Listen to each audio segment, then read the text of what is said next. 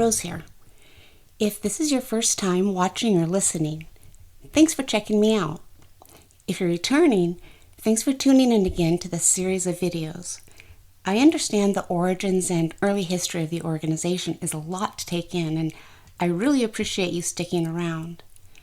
But as you're coming to find out, it's this organization's history where we really learn about its true past, how it has been built on lies and deceptions, infighting and corruption that still happens all the way down to our day.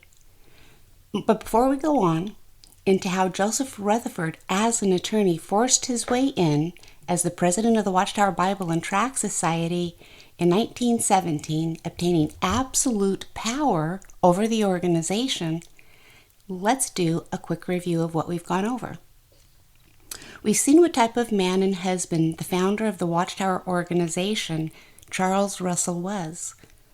We went over Joseph Rutherford, who he was, how he became Russell's personal attorney and lead counsel for the Watchtower organization beginning in 1906, even though he didn't live in the same state or city, Allegheny, Pennsylvania. 1906 was also the year Rutherford got baptized as a follower of Russell's teachings. We found out why Russell moved the headquarters and printing facility to Brooklyn in 1909, and how Joseph Rutherford made that happen. In the last pod video, we went over who Paul Johnson was, and exactly what Rutherford did to him.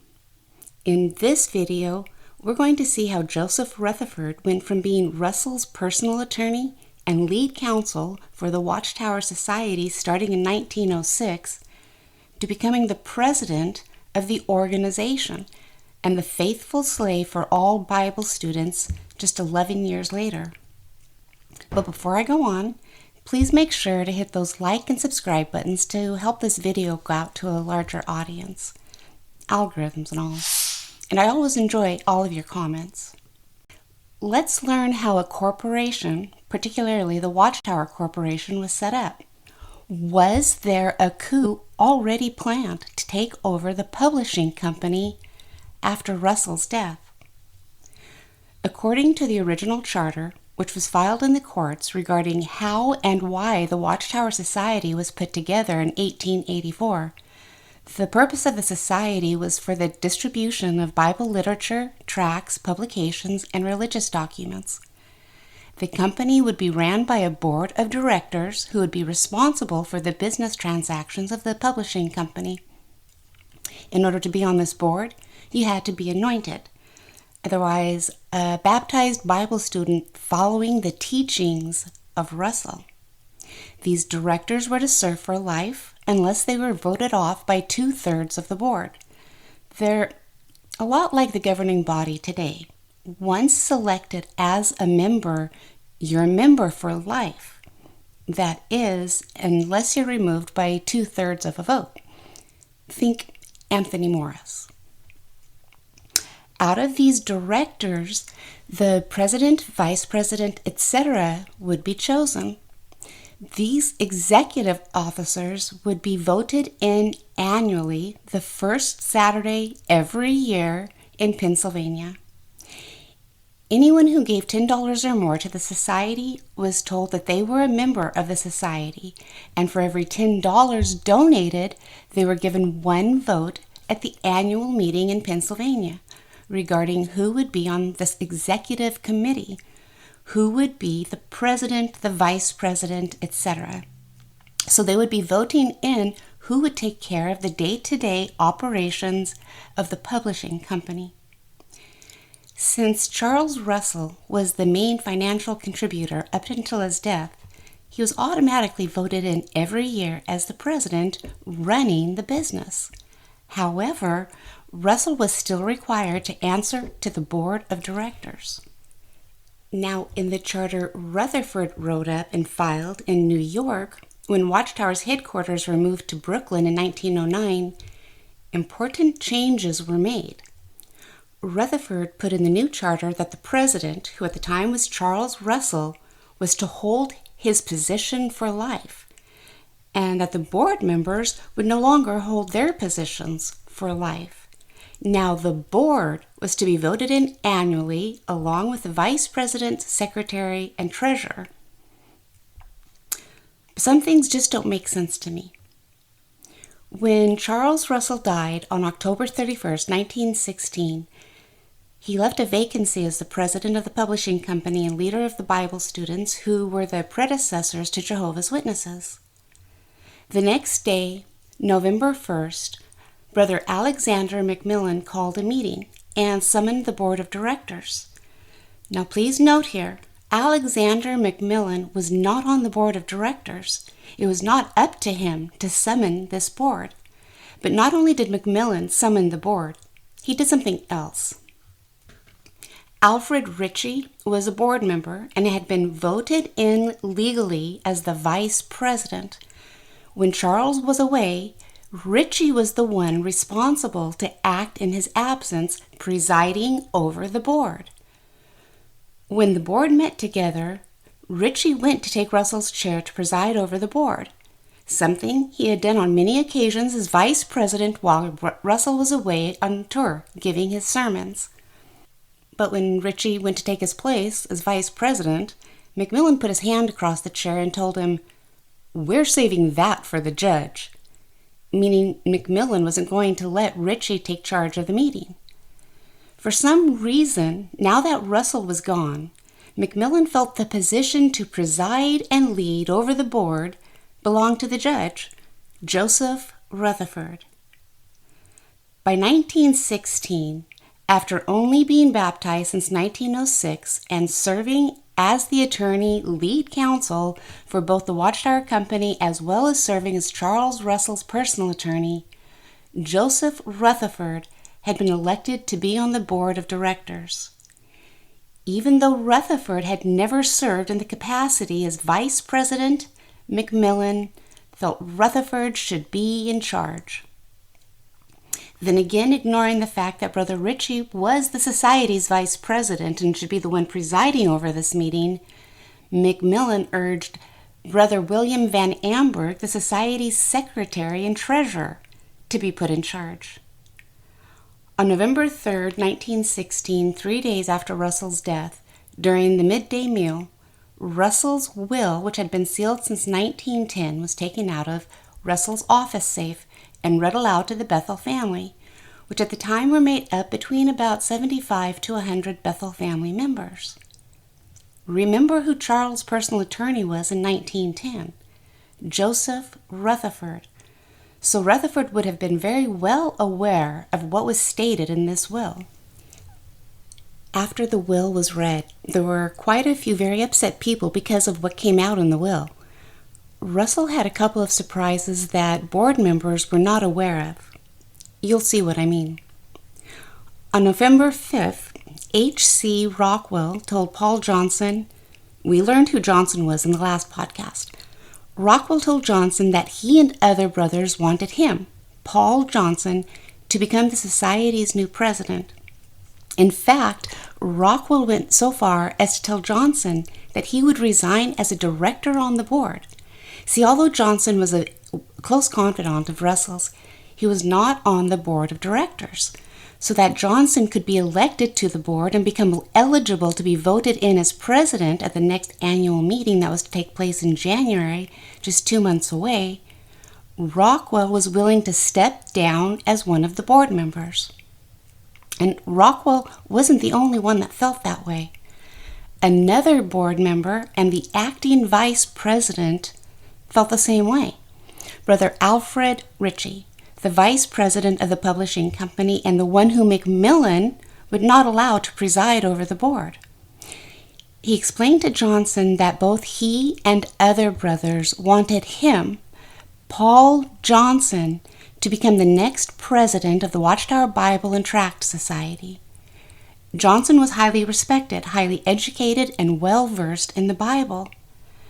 But as we learned, Johnson didn't want the presidency, and before leaving for England, he arranged for his 416 voting shares he had in the Watchtower Corporation to be used to vote for Rutherford as per the charter, something he came to regret, as you saw. Something I want you to remember here that we went over in the other videos. Charles Russell had to deal with problems on many occasions that had arisen because of issues some of the brothers had with Alexander Macmillan, Joseph Rutherford, and William Van Amberg. There was infighting going on among these men regarding business affairs and what was being put in the magazines, in the publications, as teachings. Well, on November 7th, the board appointed an executive committee to run the day-to-day affairs of the publishing company until the new president was elected that January, 2 months from then. The Brooklyn Daily Eagle said in its November 26, 1917 issue on page 10 that there were no provisions whereby the vice president became the executive head, or the president. The Eagle said that the work of the society was now being conducted by the board of directors to facilitate the work. They have appointed an executive committee answerable to the board. This committee consisted of Vice President Alfred Ritchie, Secretary and Treasurer William Van Amberg, and Director Joseph Rutherford. However, Rutherford was not on the original board of 5 that Russell would have put on this committee.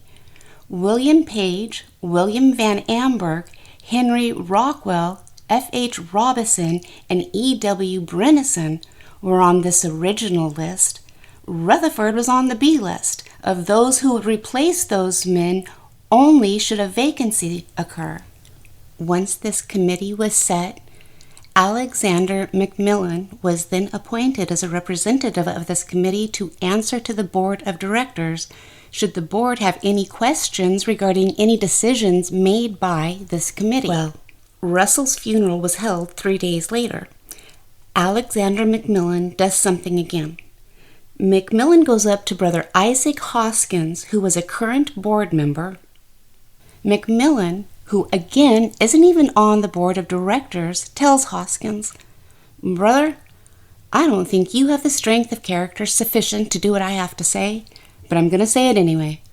I think that every one of you brothers, except for brothers Rutherford and Van Amberg, ought to resign and give a chance for some decent men who know something to be put in your places. There's not one of you fit to manage anything, and you ought to resign. And if you don't resign, you will, every one of you, get kicked out." Here Macmillan was saying that all current members on the board of directors, except for Van Amberg and Rutherford, needed to resign as board members. So far, Macmillan, who was not even a board member, called a board meeting, would not allow Ritchie to preside over this meeting, and then told all other members on the board to resign or get kicked out of Bethel. So I have another question here.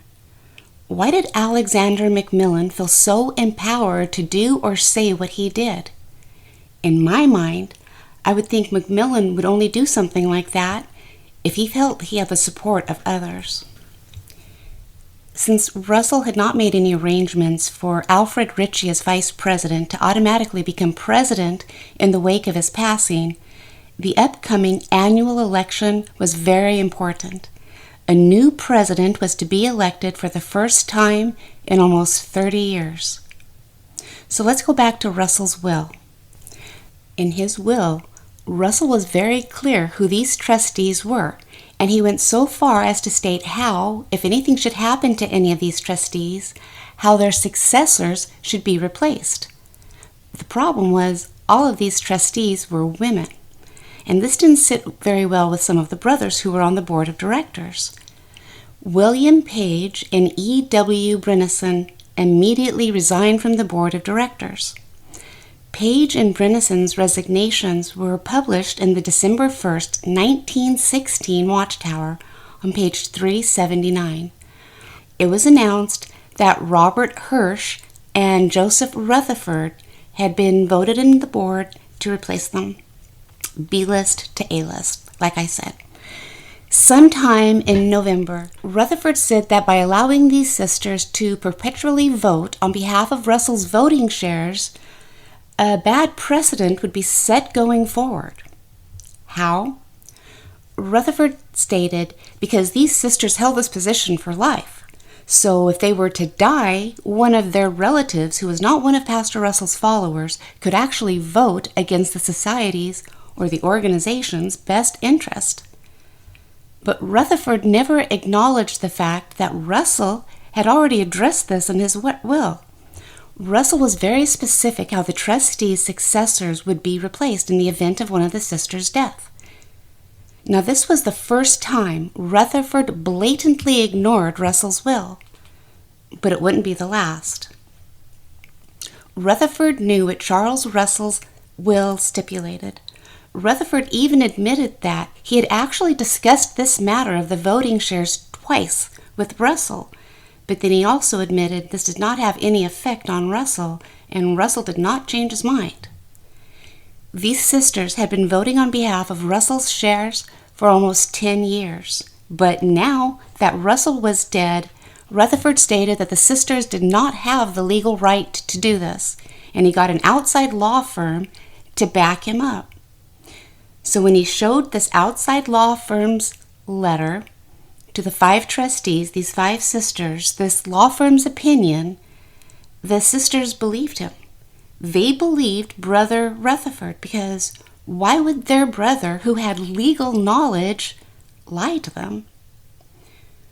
So Rutherford got the sisters to agree that it would not be wise for them to vote on behalf of Russell's shares at the upcoming election on January 6th regarding who was going to be president.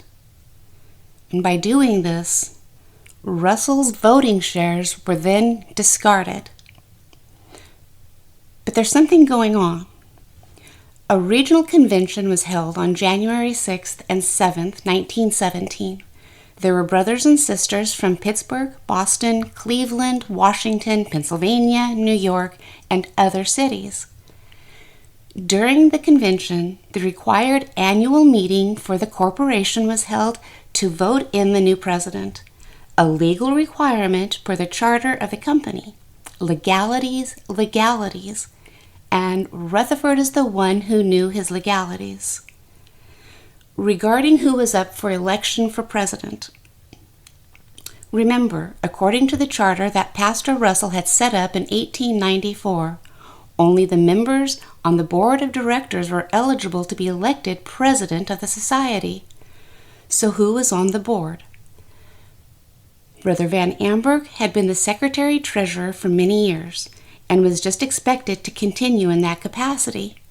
Brother Pearson was newly elected on the board, and he was older. Brother Hoskins was a director of both the Watchtower Society of New York as well as the People's Pulpit Association. He was also on that reserve list that Pastor Russell had set up for the editorial committee of the Watchtower. But Brother Hoskins was very ill with pneumonia, so he wasn't able to attend that particular meeting with the directors.